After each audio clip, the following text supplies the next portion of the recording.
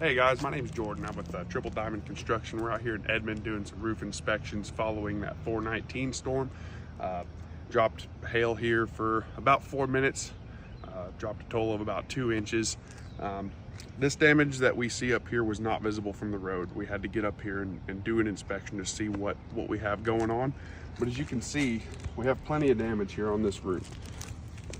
This is an example of what happens when hail falls from the sky. It disperses the granules and leaves that oil exposed. And essentially what happens is that oil doesn't have a UV coating. Over time, that'll get dry, it'll flake off, leaving the fiberglass exposed. It just so happens to be on this roof, we have some older damage too. We can actually show you what that fiberglass looks like. When it's down to that fiberglass, the shingle no longer has the ability to shed the water like it should.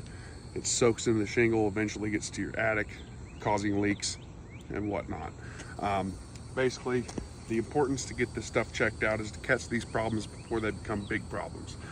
This home, odds are, doesn't have any leaks in the house yet, but this damage that we see could be leaks in the near future, and we just want to make sure that we get on top of that before it becomes internal damage.